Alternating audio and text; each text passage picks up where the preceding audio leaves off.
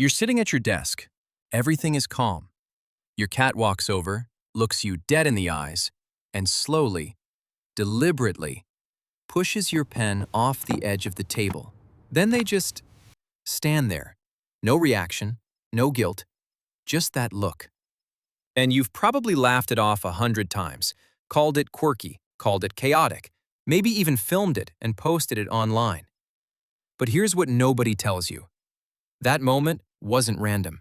It wasn't mischief, and it definitely wasn't your cat being weird. It was a message.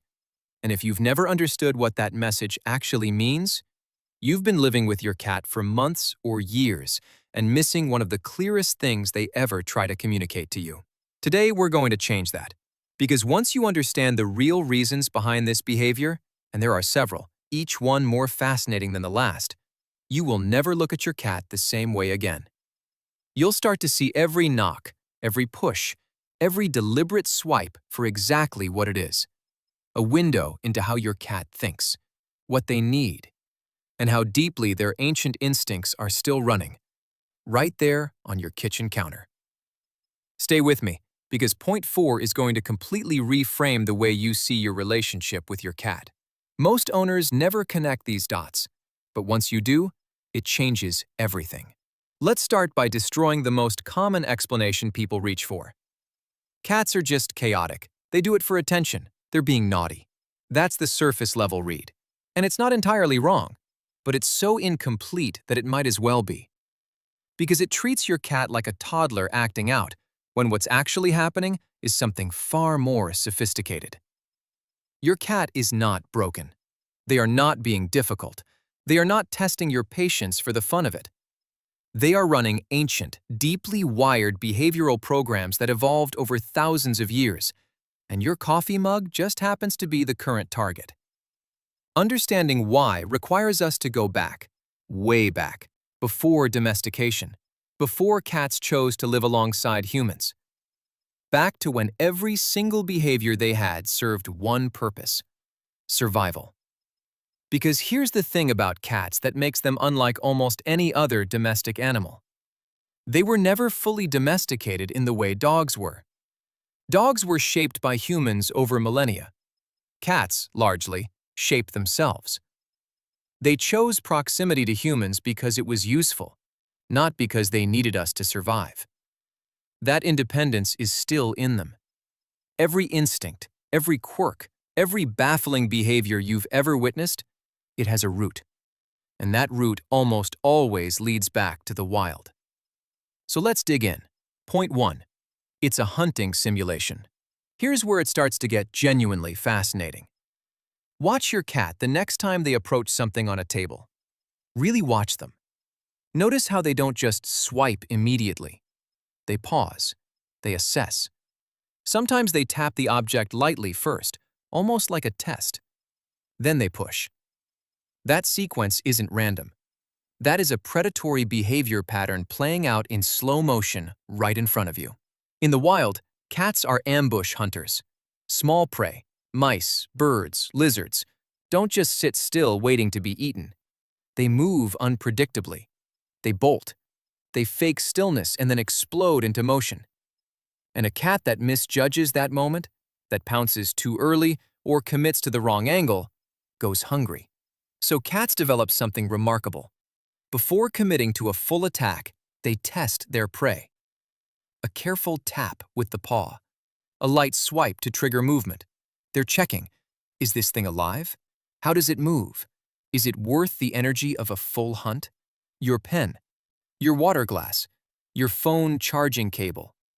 To the hunting circuits in your cat's brain, these objects are not inanimate items on a flat surface. They are potential prey sitting completely still in an open space, and that is suspicious. A mouse that isn't moving might be dead, or it might be waiting to run. The only way to know is to test it.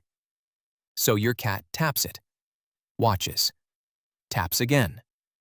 And then, once the object either falls or fails to react, the hunt simulation is complete. Object assessed, threat neutralized. Your cat moves on. This is also why cats are so fascinated with objects near edges specifically. In nature, prey animals near a drop, near the edge of a rock face, near water, behave differently when startled. They fall, scramble, reveal themselves. The edge is where the information is. Your cat isn't attracted to your table edge because they want to annoy you. They're attracted to it because something in their brain says this is where prey reveals itself. Every single time your cat pushes something off a ledge and watches it fall, they are running a hunting simulation that their ancestors needed to survive. The fact that it's your favorite mug is purely coincidental. Point 2. They're mapping their world with their paws. Here's something most people don't know about cats that completely changes how you see this behavior. A cat's paws are among the most sensitive sensory organs in their entire body. The pads on their feet contain an extraordinary concentration of nerve endings, far more than most people realize. Cats feel texture, temperature, vibration, and even subtle air movement through their paws. When a cat touches something, they're not just making contact, they are reading it. Think of it as a secondary sense, where humans would pick something up to examine it, turn it over, look at it from different angles. A cat taps it. That single tap sends a burst of sensory information directly to their brain. Weight, texture, solidity, whether it's hollow or dense, whether it produces vibration when touched. This is why you'll often see cats tap objects repeatedly, even when they have no intention of pushing them off. They're not building up to the knock, they're gathering data. The object is interesting, and they want to understand it. Your cat lives in a world it constantly needs to map and understand. Unlike dogs, who explore primarily through smell, cats use a combination of sight, smell, and touch. A new object in their environment isn't just visually noted, it needs to be physically assessed. This is especially important for objects that don't belong. Your keys left in a new spot, a shopping bag on the counter, a book you left face down. These things have changed in your cat's carefully memorized environment, and that matters enormously to an animal wired for territorial awareness. In the wild, a change in the environment, a new smell, an object out of place, a disturbance in familiar territory, could signal a predator's presence. Your cat's nervous system doesn't know you just left your glasses somewhere new. It just knows, something has changed here and I need to assess it. So they tap, they push, they gather information until the object is understood, or removed from the equation entirely by sending it to the floor. And here's the quietly beautiful part of this. When your cat does this to your belongings specifically, your pen, your book, your phone, part of that behavior is about understanding you. Your scent is on those objects. Your cat is touching things that are connected to you, learning through their paws what belongs to their human, reinforcing the map of their shared world. That knock isn't destructive, it's curious. And curiosity in a cat is one of the highest compliments they can pay. Point 3. They're testing the laws of physics. This one sounds almost too remarkable to be true, but the research backs it up. Cats have object permanence. This was confirmed in multiple studies on feline cognition. Cats understand that when an object disappears from view, it still exists somewhere. They can track hidden objects mentally. They remember where things were placed. This is more cognitively sophisticated than many people give cats credit for. But here's what makes this relevant to our behavior. Because cats understand that objects persist, they are genuinely interested in what happens to those objects under different conditions. A 2016 study published in Animal Cognition found something remarkable. Cats showed surprise, measurable, observable surprise, when objects violated what they expected to happen. When an object should have fallen but didn't, or appeared in an impossible location, cats stared longer, investigated more intensely, and showed clear signs of cognitive dissonance. In other words, cats have expectations about how the physical world behaves, and they test those expectations. When your cat pushes something off a table and then looks over the edge to watch it fall, they are not gloating. They are not laughing at your expensive item shattering on the floor. They are watching the outcome of an experiment they just ran. What happens when this object meets gravity? Does it bounce? Does it shatter? Does it make a sound? Does it roll? Does the human react?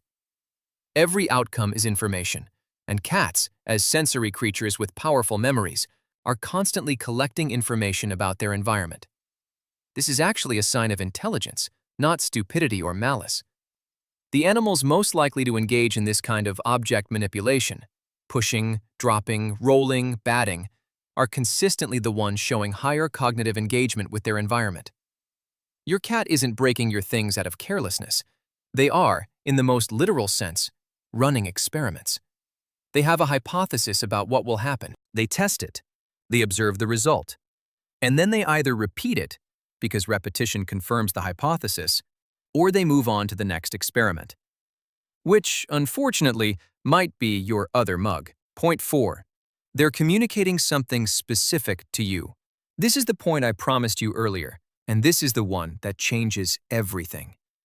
Because everything we've covered so far, the hunting simulation, the sensory mapping, the physics testing, all of that can happen when you're not in the room. Cats knock things off shelves alone.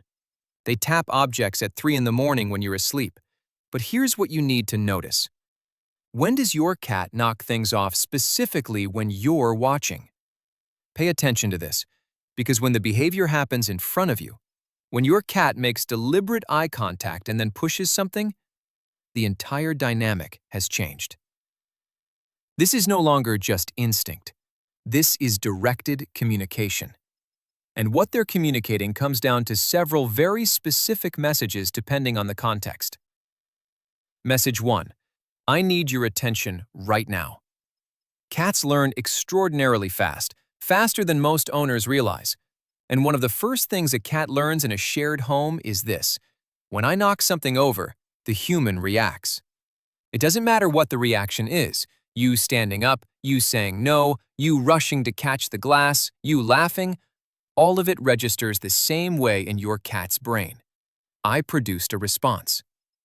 And an animal that can produce a response from a creature 15 times its size has just demonstrated power, relevance, and connection.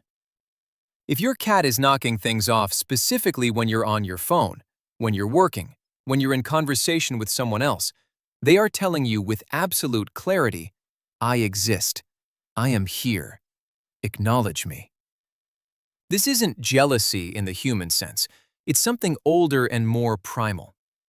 Cats in colonies maintain constant social awareness. They exist in relationship to each other.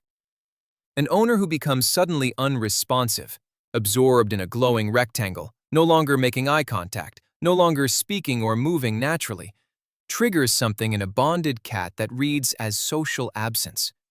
You're there, but you're not there. And your cat finds ways to fix that. Message 2. Something is wrong in my environment. This one is crucial, and most owners completely miss it. If your cat has developed a sudden or escalating knocking behavior, if it's new or intensifying or happening in specific rooms, pay attention to what else has changed. A new smell, a sound outside they can't locate, a change in routine that's left them unsettled, another pet in the home creating tension. Cats who feel environmentally stressed often displace that stress onto object manipulation. It gives them a sense of agency. I can control this object even if I can't control whatever is making me anxious. Watching what your cat knocks, when, and in which room can actually tell you a great deal about what's bothering them. Message 3. I'm bored, and this is your fault. Cats need mental stimulation, desperately. An indoor cat with nothing to hunt, nothing to solve, nothing to explore will redirect those powerful instincts onto whatever is available. Your desk, your shelves, your carefully arranged bookcase. Persistent knocking behavior in an indoor cat is very often a direct communication. My environment is not stimulating enough for what my brain needs. It's not naughtiness. It's a gap between what a cat is built for and what their current life provides. And here's where this becomes a responsibility, not just a curiosity. When your cat knocks things off tables repeatedly and you respond only by moving objects or scolding them, you are addressing the symptom while completely ignoring the message. The message is, I need more. Point 5. The eye contact changes everything. Let's go deeper on something that most cat content never addresses. Have you ever noticed that some knocks happen without your cat even glancing at you? And some happen with sustained, deliberate eye contact maintained throughout the entire act? These are two completely different behaviors wearing the same costume. The no eye contact knock is instinctual, autonomous. Your cat is in their own world, following the threads of curiosity and hunting drive without any social component. But the eye contact knock? That is one of the most sophisticated communication behaviors a domestic cat displays. Maintaining eye contact while performing an action directed at you is something cats do almost exclusively with humans they are bonded to. It almost never occurs with strangers, with other cats they don't trust, or in high-anxiety situations. It requires your cat to hold two things simultaneously: their own action and their awareness of your response to it. That's a level of social cognition that researchers once thought was largely absent in cats. We now know differently. When your cat locks eyes with you and slowly, deliberately pushes your pen off the desk, they are reading your face in real time. They are watching for the micro-expressions, the body shift, the intake of breath that tells them their message is landing. They know you're watching. That's the point. This is also connected to something called referential gazing, a behavior documented in cats where they look back and forth between their owner and an object or location to direct the owner's attention. Your cat does this with food bowls, with doors they want opened, with toys they want thrown. The deliberate eye contact knock is a version of this. They are using an object to direct your attention to themselves. Look at me. See me. Respond to me.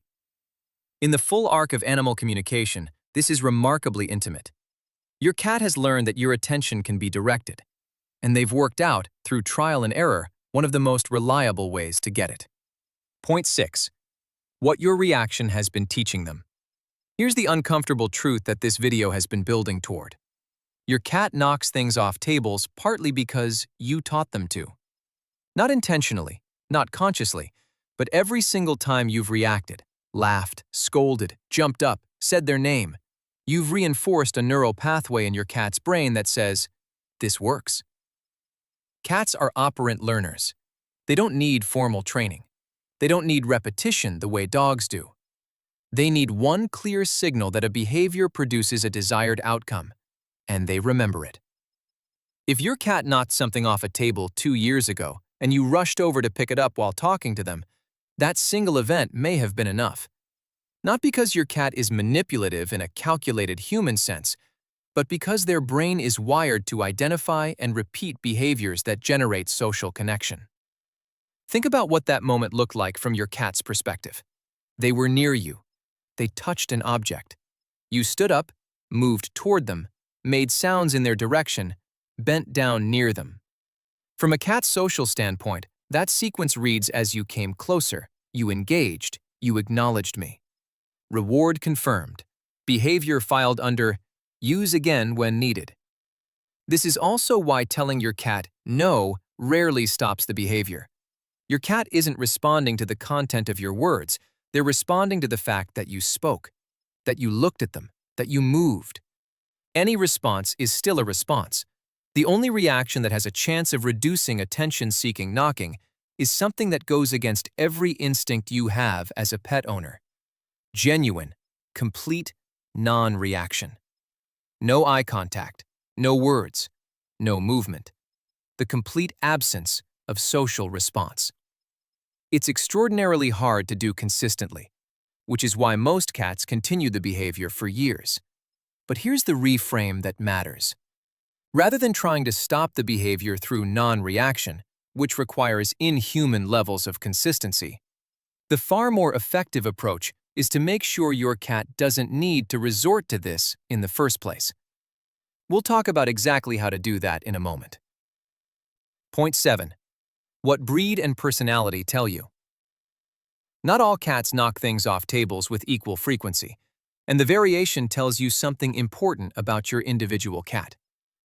Highly intelligent, active breeds, Bengals, Abyssinians, Siamese, Maine Coons, engage in object manipulation far more frequently than more laid-back breeds. This is not a coincidence.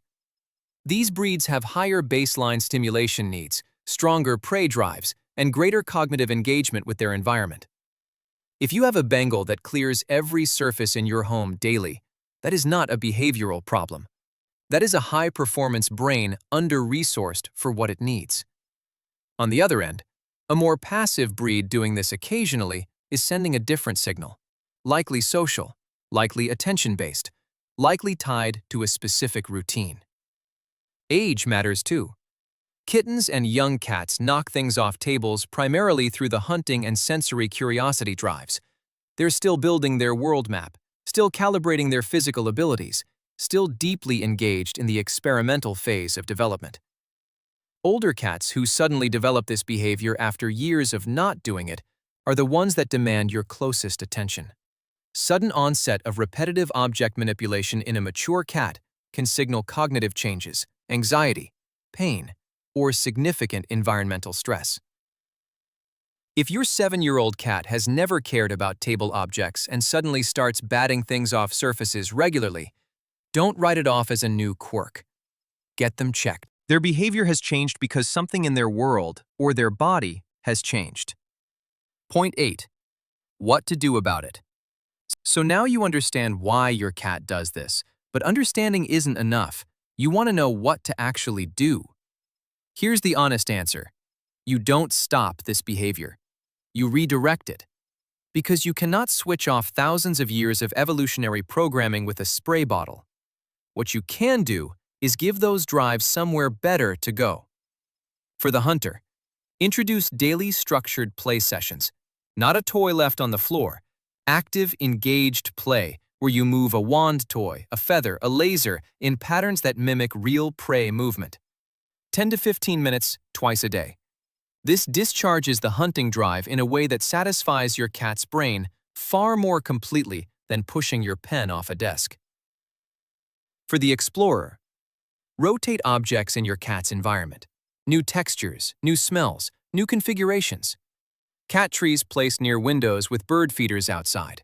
Puzzle feeders that require physical manipulation to access food. Give their paws something worthy of their intelligence. For the attention seeker, this one requires honesty. If your cat is redirecting to objects because you're not present enough, not in physical terms, but in engaged terms, the solution isn't enrichment. It's you. Scheduled, phone away, fully present interaction time every single day. Cats don't need hours, they need quality. 10 minutes of genuine engagement beats an hour of being in the same room on your phone. For the anxious cat, look at the environment. What has changed? New smells, new sounds, new routines, new animals. Work to restore predictability, consistent feeding times, consistent interaction, consistent spatial arrangement. Anxiety in cats is almost always a response to unpredictability, and the antidote is always routine. So the next time your cat walks over to that glass on the coffee table and you see them slow down, assess, make eye contact with you. Pause before you react. Because in that moment, you're not watching a cat being difficult. You're watching an animal with the hunting instincts of a wild predator, the sensory sensitivity of a creature finely tuned to its environment, and the social awareness to know that you are the most important thing in their world, trying to reach you in the only language they have. They can't tap you on the shoulder. They can't say your name. They can't text you when they feel unseen or understimulated or anxious about something they can't explain. But they can push your mug to the edge of the table and wait to see if you'll look up. And now you know. That's not destruction. That's not chaos. That's not your cat being impossible. That's them asking a question they ask every single time. Are you there? Do you see me? Am I still yours? And every time you put the phone down, look them in the eyes, and reach over to them. You're answering. Yes. Always. Yes. If this video changed how you see your cat, share it with someone who needs to hear it. Subscribe for more, because every week we go deeper into what your animal is really trying to tell you. And there's so much more they've been saying that you haven't heard yet.